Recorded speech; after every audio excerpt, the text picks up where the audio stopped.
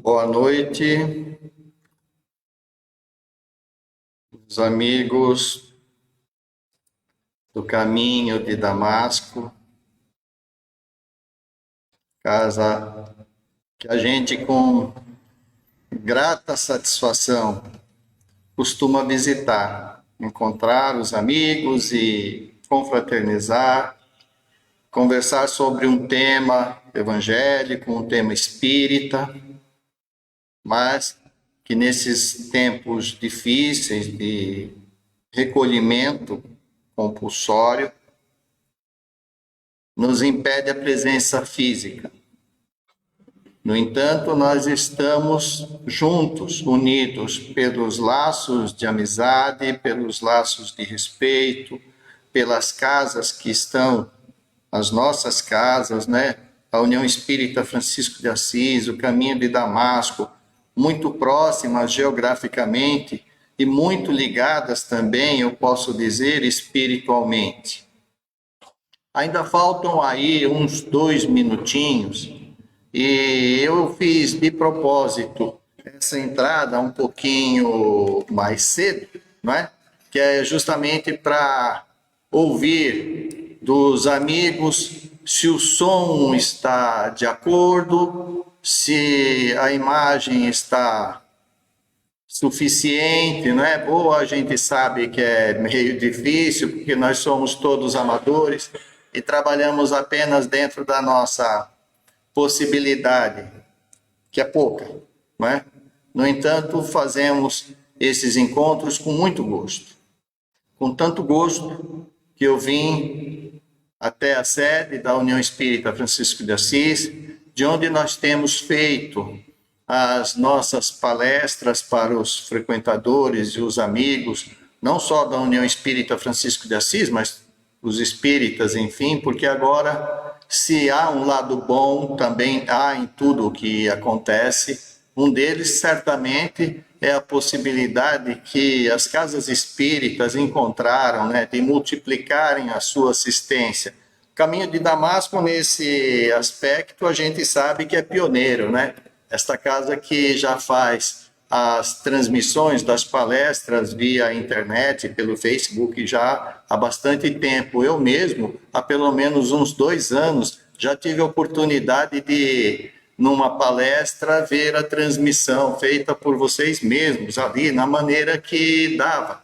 Como já mal dizendo ou bem dizendo, né, profetizando os tempos que viriam. A gente se adequa, a gente aprende e a gente trabalha, não é? Cada dia procurando estar um pouquinho que seja melhor do que o dia anterior, como nos ensina o preceito espírita. Pois bem, agora que cada um já se acomodou, quem entrou na live já está de acordo com o seu ambiente, procurando um lugar para uma eventual atenção mais dedicada, para um cuidado melhor. Tem gente que coloca a jarra com água para ser fluidificada durante a palestra e eu concordo, faz muito bem. Façam isso, pega ainda dá tempo um copinho d'água para fazer a fluidificação e depois poder tomar sozinho ou com a família ou dedicado a alguém especificamente, não é? Sempre pode ser feito. E a gente, como faz em todos os encontros, dado o início da nossa conversa, vamos nos unir em prece. Perdão. Não estaremos mais unidos pela presença física do que pelos laços de pensamento, pelos laços de afeto. Não estaremos mais unidos pela proximidade do que pelo pensamento amistoso, pela congregação de sentimentos nobres que podemos e devemos nutrir em nossos corações a partir do entendimento do ensinamento de Jesus, a quem convidamos humildemente que nos ampare nessa nossa proposta. No dia de hoje, como tem sido semanalmente, Mais uma vez estaremos reunidos em seu nome, querido Mestre. E queremos, do fundo dos nossos corações, do mais amplo da nossa compreensão, que os seus ensinamentos estejam em nós, que o nosso comportamento reflita o que agora nós já conscientemente podemos elaborar.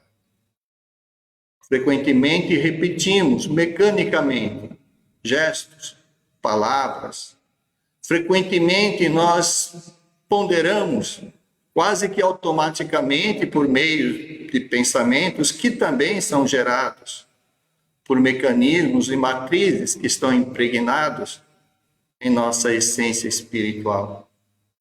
Mas que muitos deles reconhecemos precisam ser revistos, precisam ser refeitos à luz do teu Evangelho, Senhor. Jesus abençoa-nos nesta intenção de, por mais alguns minutos, conversarmos sobre os seus ensinamentos, sobre os desdobramentos dos seus exemplos e das suas elucidações. Que tenhamos um encontro proveitoso para todos e, ao final, com o coração repleto de esperança, repleto de amor, possamos compartilhar com aqueles que conosco convivem no ambiente familiar atualmente e principalmente, e também, querido amigo, no ambiente social ou no ambiente de trabalho, quando nos é possível, dada a condição que vivemos atualmente. Que assim seja. Bem, meus amigos, já falamos, não é, sobre o que estamos a pensar nesse momento. Também nos ensinou o mestre querido que a boca fala do que vai cheio o coração. Então, quando nós nos dedicamos a refletir sobre os ensinamentos de Jesus à luz da doutrina espírita, quando nos dedicamos a pensar em fazer aquilo que de melhor possamos fazer ao nosso semelhante e, por consequência, fazer isso também a nós mesmos, porque é gratificante descobrir quanto é bom a generosidade, o amor, o empenho em sustentação de um semelhante. Hoje, nós vamos conversar um pouco sobre um tema muito conhecido de nós espíritas, muito conhecido de todas as agremiações religiosas sérias, né? Que se chama a tolerância. Especialmente pela visão do nosso querido Emmanuel, na psicografia do Francisco Xavier. Essa dupla produziu muito, né? Acredito que ainda tem muita coisa para nos dar. Mas o material que já foi oferecido pelo Chico, pelo Emmanuel, já deixa para nós reflexão para mais de uma encarnação. Tamanha o aprofundamento que ele dedica aos temas que estuda, tanto no enunciado evangélico, quanto nas suas reflexões pessoais. Nesse livro, Pensamento e Vida, ele adota a tolerância no capítulo 25. Foi escrito em 1958. Faz tempo, né? E, como muitos dos textos espíritas e outros textos também, quando são bons, a gente lê e, ao terminar de ler, pensa assim: caramba, não poderia ser mais atual. Então, a gente deixa aqui a capa do livro.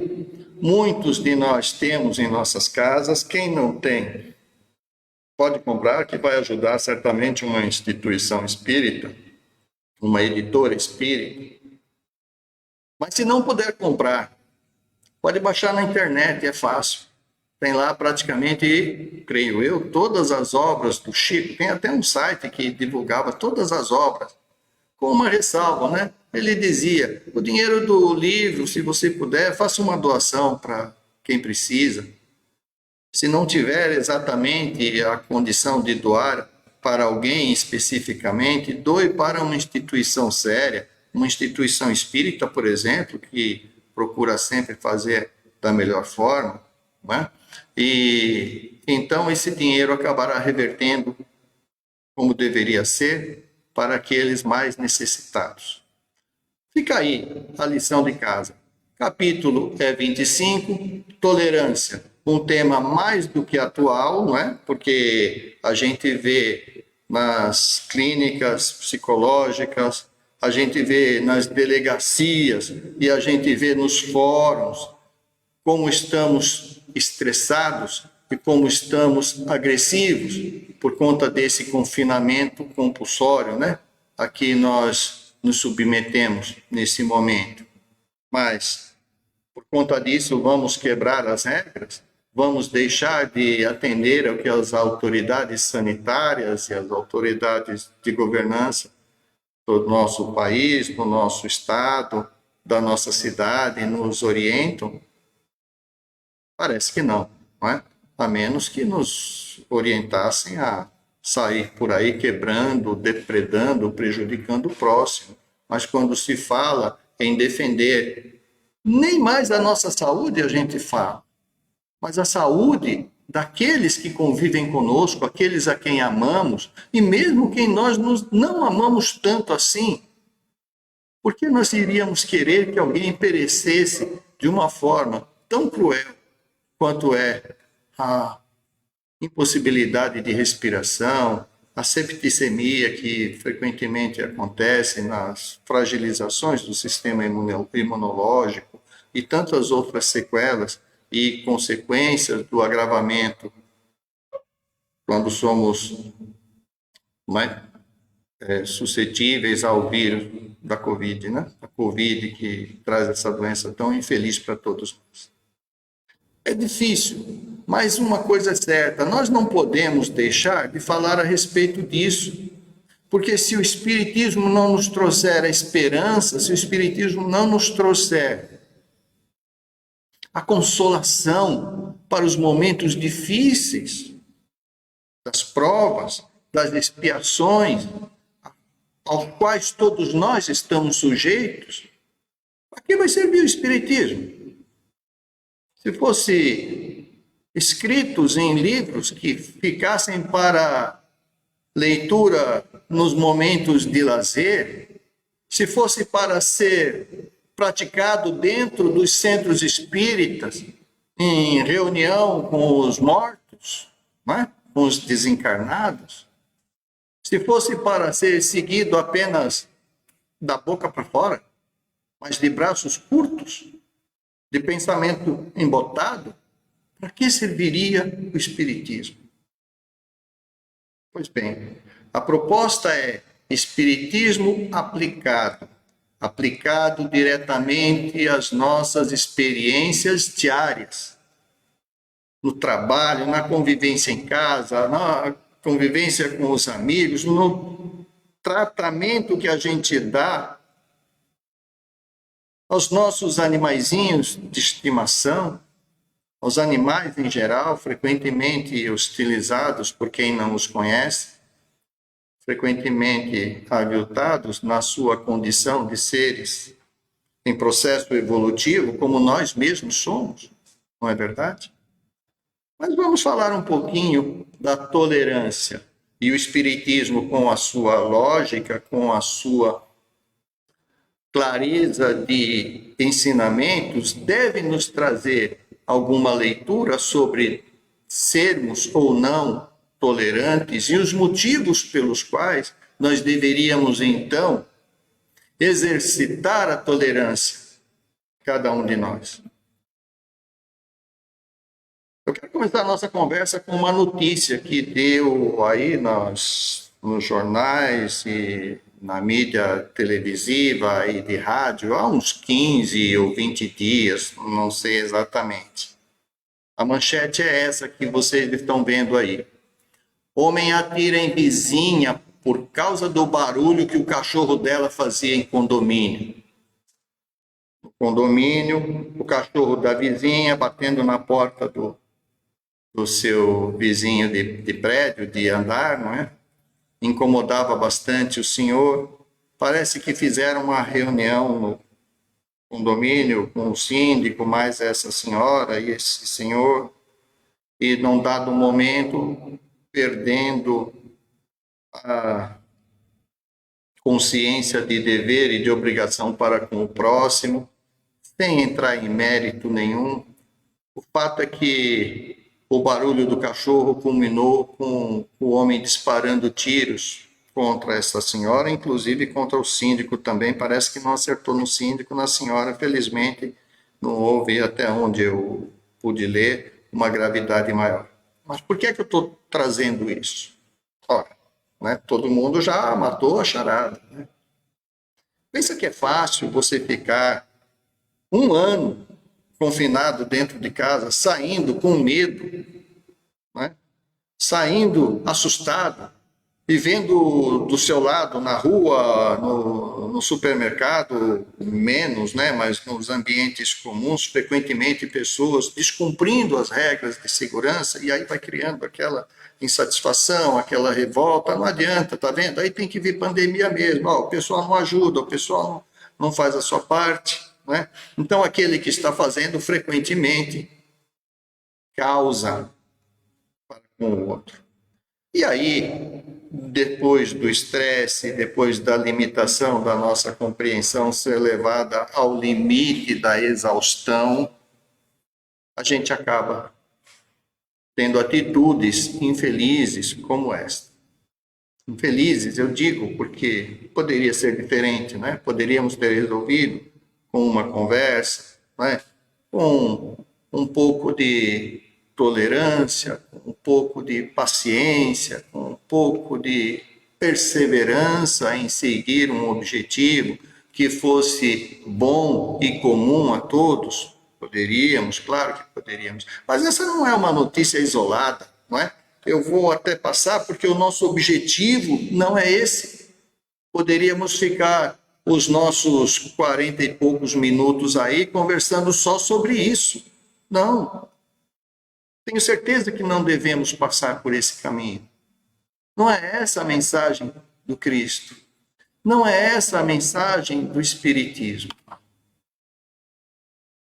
Outra é a mensagem. Observem esse sistema. Temos aqui um sistema bem simples de engrenagens, não é verdade? Se contarmos ali para a ilustração apenas do que eu quero colocar, da esquerda para a direita, aquela menorzinha engrenagem que se apresenta, se for motriz, né? Se ela emprestar o movimento às outras, ela vai acionar pelo seu movimento em pressão aos dentes da engrenagem maior, que irá girar e, por sua vez, naturalmente, irá também movimentar a engrenagem de tamanho intermediário aqui. O que acontece com isso? Aqui nós temos um exemplo clássico e raso de tolerância. Como assim? Entenderam? Se um desses dentes não suportar, não tolerar a pressão que a engrenagem motriz lhe promove, lhe impõe, ele irá romper-se. Quebrando a engrenagem, o movimento todo fica prejudicado. Eventualmente pode seguir aí meio combalido, né, dando seus suquinhos. Os mecânicos aí de plantão já têm toda a condição de verificar o que estamos falando, né? Possivelmente o movimento pode ficar em soquinhos, né? Pode ficar barulhento, vai ficar certamente oscilante e prejudicará todo o sistema. O sistema todo está prejudicado por causa de uma falta de tolerância. Olha que engraçado. nós estamos estudando o mundo que nos cerca, desde aqui nós chegamos. Sempre nos preocupamos em tentar compreender o que é que nos rege, por que estamos aqui, que mundo é esse, como é que ele funciona. Observem só que interessante um banco de corais. Considerado, sim, um sistema ecológico, um sistema em que esses seres, os corais, que são seres vivos também, interagem com as algas, com os seres menores, os peixes, os maiores, com os seres minúsculos, e uma profusão de espécies que poderia se encontrar, chegando até aos milhares, quando nós temos próximo diante de nós um sistema tão complexo quanto este. Parece que estão isolados, mas individualmente são interdependentes. O peixe que se alimenta da água, que por sua vez se alimenta dos depósitos que são colocados nos corais, que por sua vez servem de abrigos a outros seres, e por aí vai a história toda. Dentro de um sistema desse, frequentemente, se eliminarmos um dos seus componentes, todos os outros serão prejudicados. Vale para um banco de coral, vale para um oceano inteiro, vale para todos os oceanos da nossa querida Terra. E estão interligados e interdependentes estão, embora frequentemente a gente não imagine que isso tem a ver com tolerância, porque na medida que um desses seres não é mais tolerado, certamente que todo o conjunto se vê prejudicado. Extrapolando dos oceanos, as marés não têm a ver com as regiões fronteiriças ali, região de mangues, né? Os berçários do oceano, os berçários também da vida terrestre. E na vida terrestre também os seres não estão interligados, os seres vivos interligados, inclusive com os seres inanimados. Não é assim que a gente vê? Há pouco tempo eu ouvi numa reportagem que estão sendo dizimadas as abelhas, por motivos os mais variados, desde o aquecimento até o desmatamento, ou enfim, uso de agrotóxicos e por aí vai. Acho que muitos de nós já devemos ter ouvido falar disso. As abelhas que são responsáveis pela polinização de diversos, de centenas de milhares de florificações, né? Que geram frutos e que nos alimentam e que perpetuam as espécies, não é? Se acabarmos com as abelhas, que consequências nós teremos em resultado da sua extinção? Ou se não formos nós os agentes da destruição, mas se ficarmos simplesmente de braços cruzados, olhando aquilo que se vai.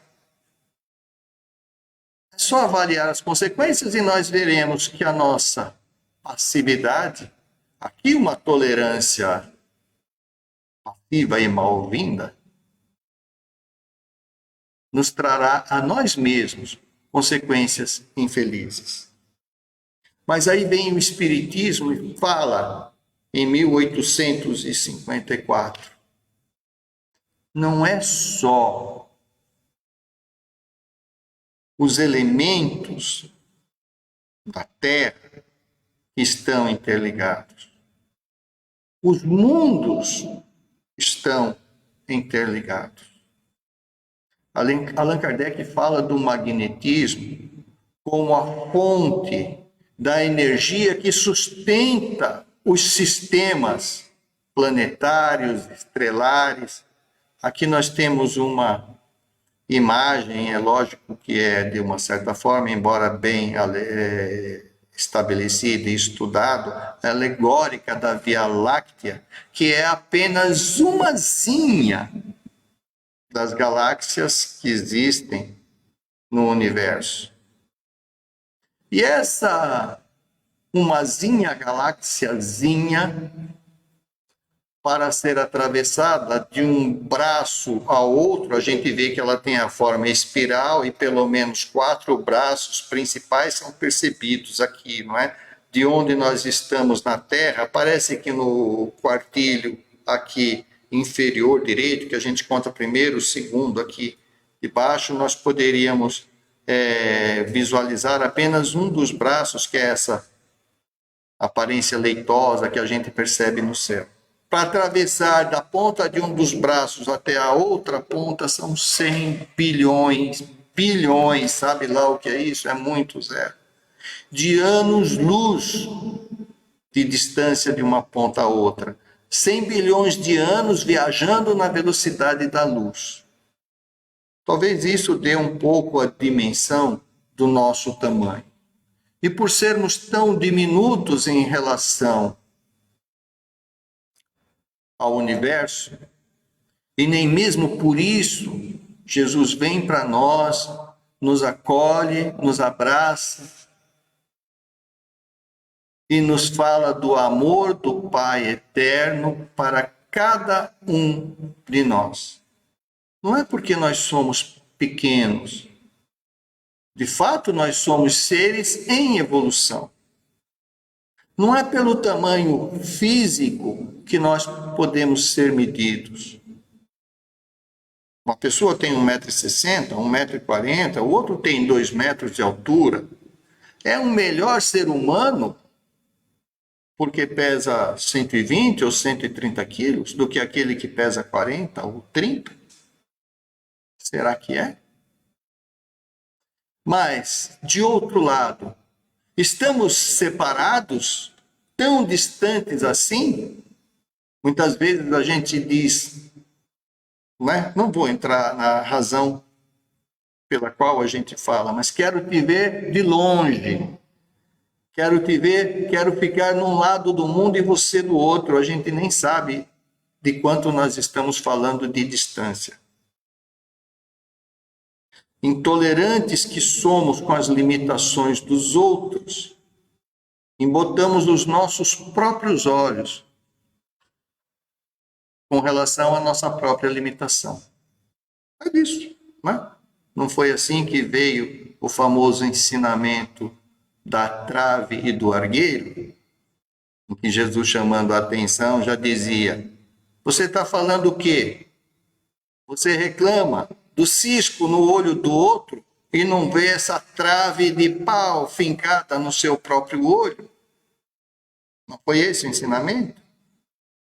Estava errado. Acho que nem hoje, não é verdade?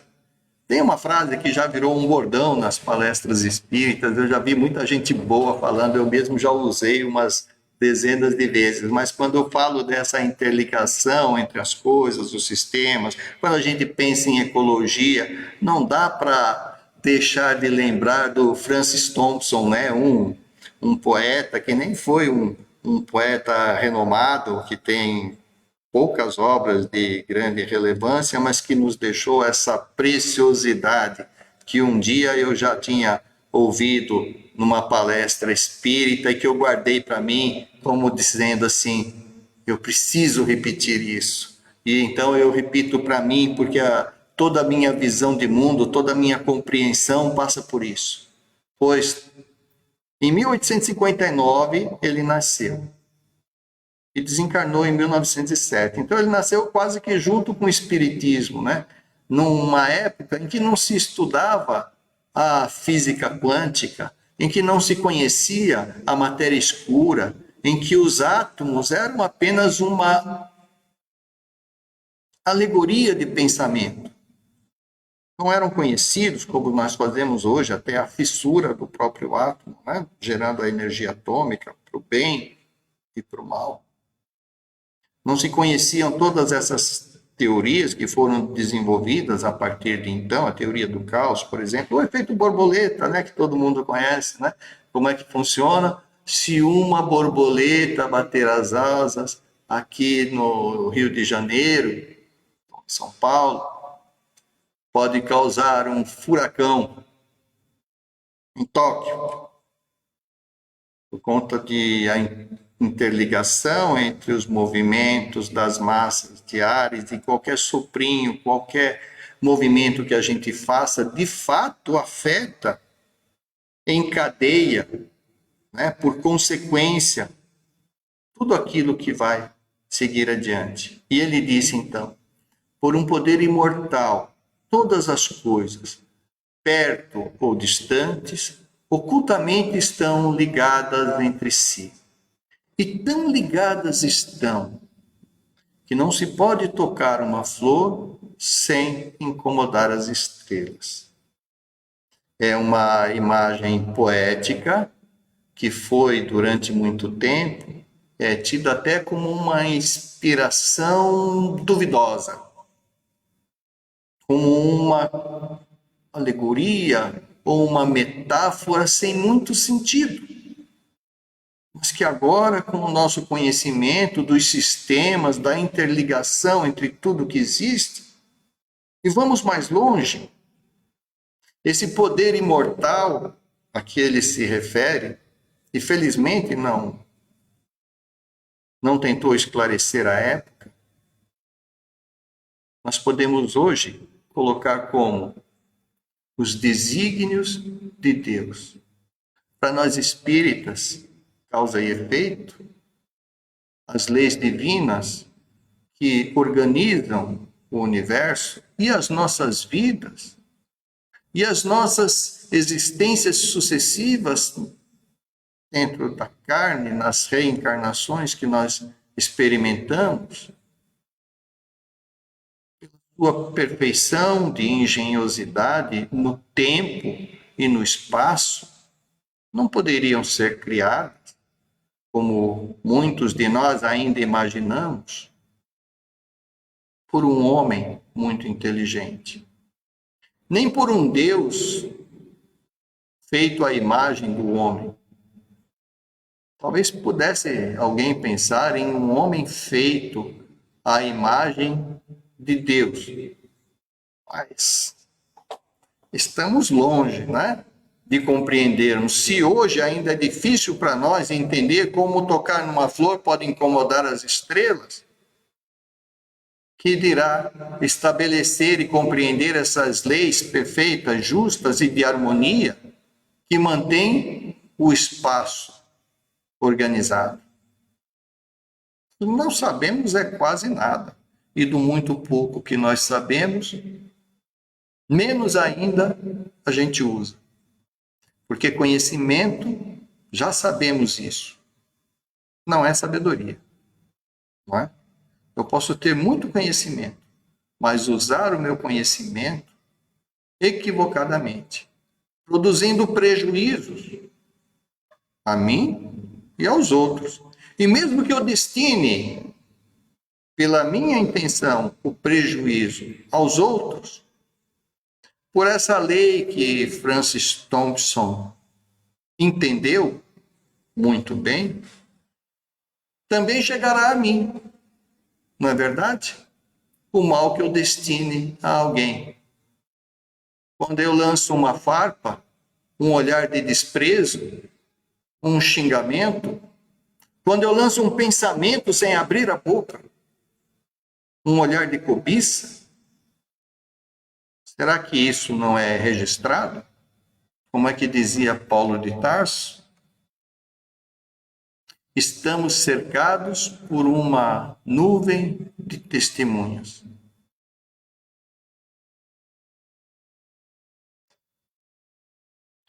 Não é Paulo de Tarso. Mas estamos cercados por uma nuvem de testemunhas. Estamos sendo observados o tempo todo.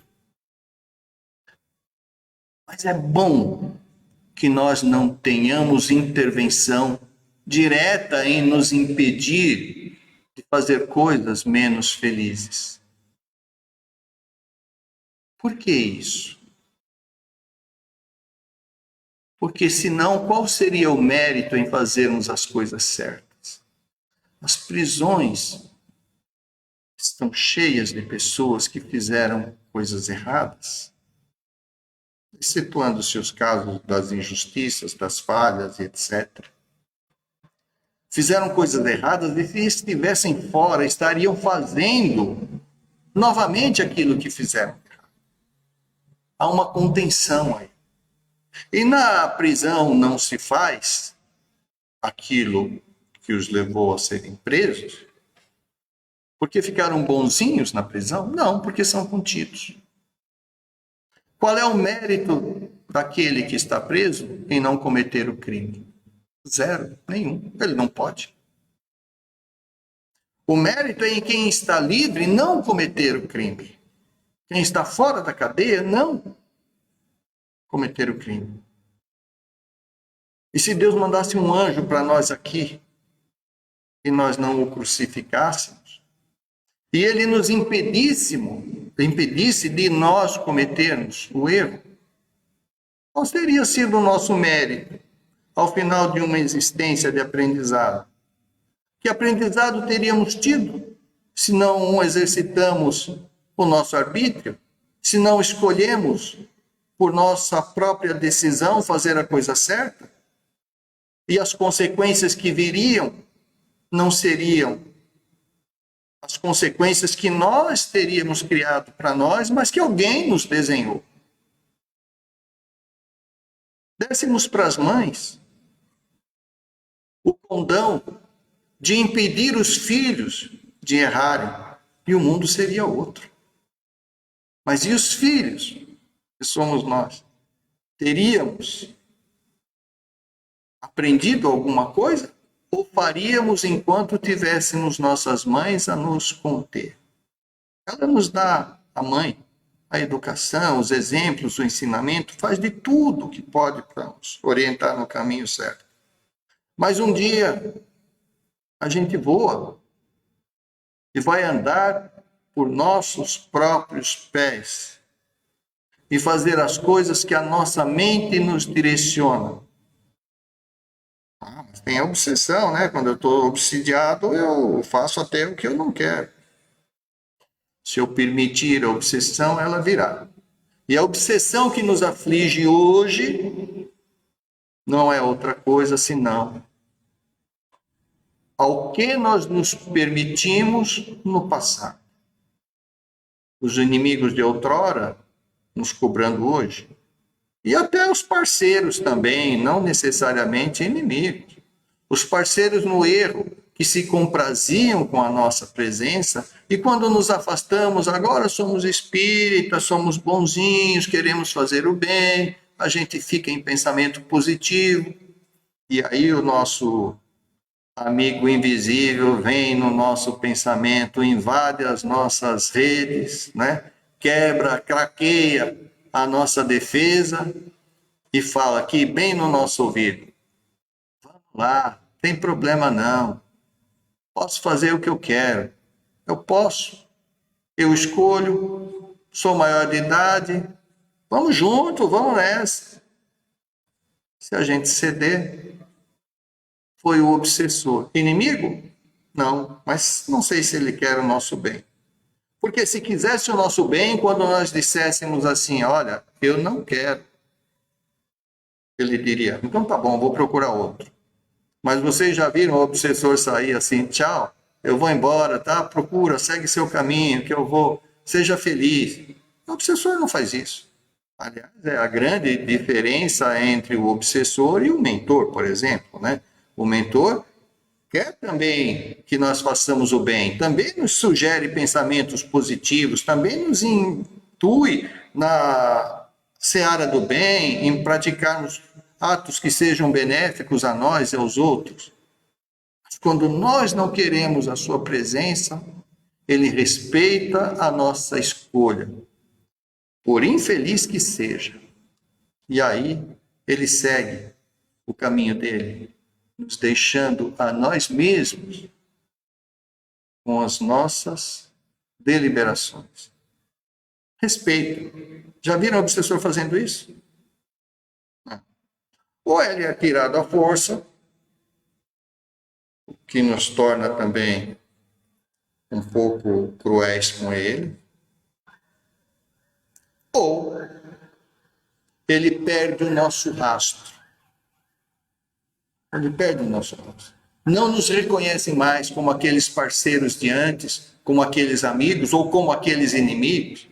Então nós estamos livres. Por nossa própria escolha, pelos nossos próprios atos. Nós vamos falar um pouquinho mais sobre isso, mas quero antes trazer um outro ensinamento, agora sim, Paulo de Tarso. Na sua carta aos Romanos, ele nos traz essa bela informação e orientação. Ele sim pode dar orientação, né? A gente discute o que nos ensina. Não vos conformeis ao mundo presente, mas sede transformados pela renovação da vossa inteligência, para discernirdes qual a vontade de Deus, o que é aprazível ao Senhor, o que Ele gosta, o que o faz feliz. Não é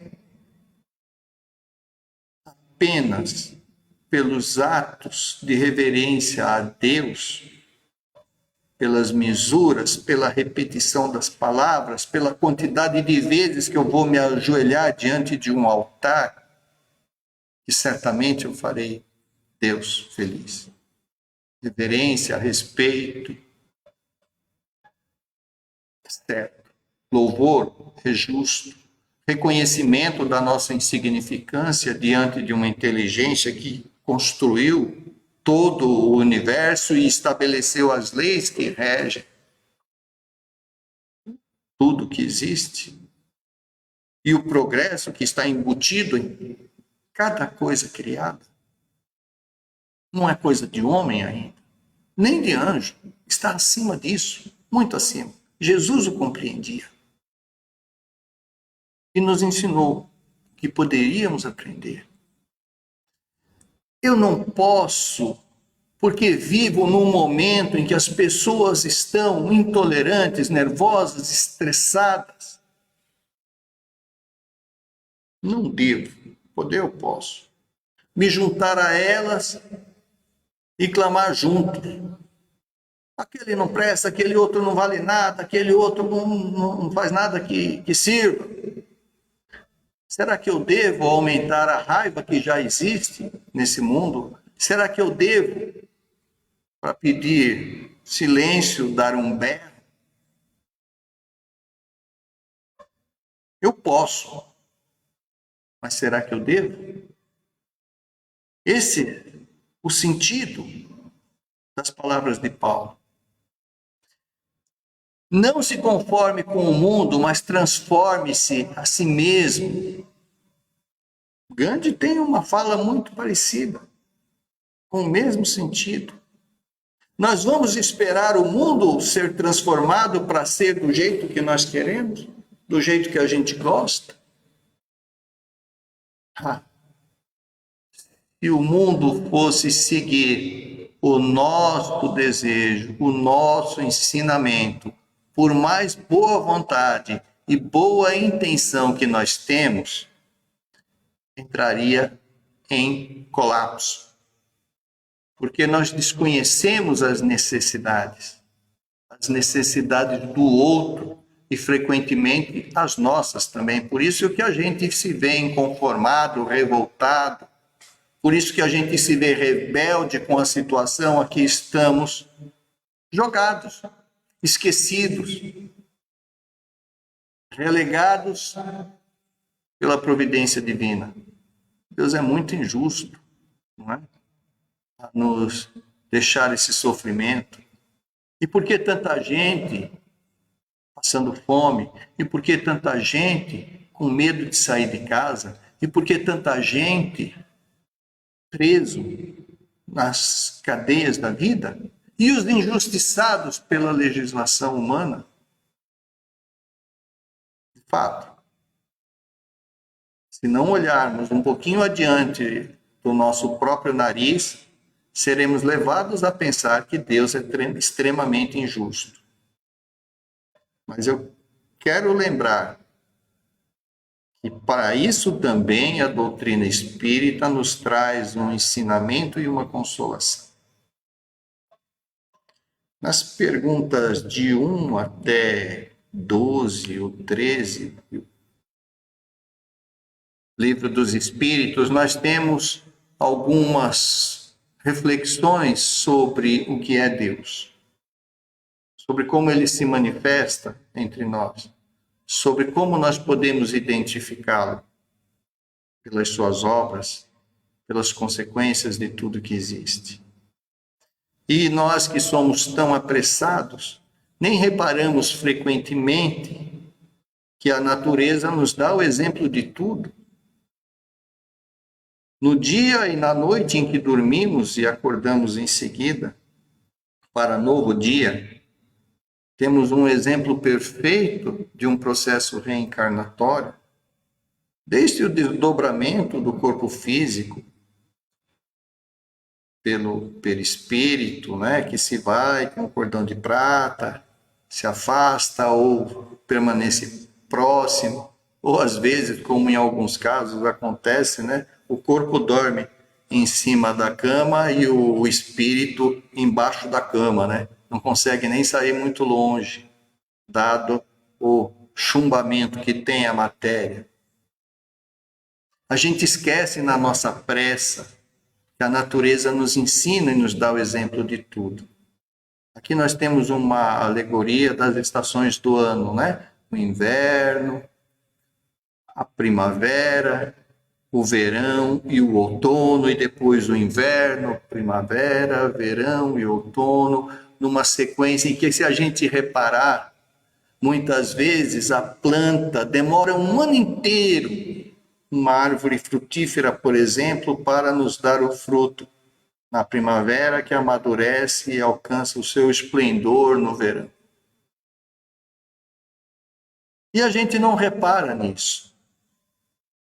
A natureza deu tempo de um ano, e no inverno não está havendo preguiça nem inércia. A planta se recupera, se recompõe, se prepara para rebrotar na primavera, para produzir no verão, e no outono se prepara para um novo período de primavera lá adiante. E Deus não nos dá isso? Dá. Claro que dá.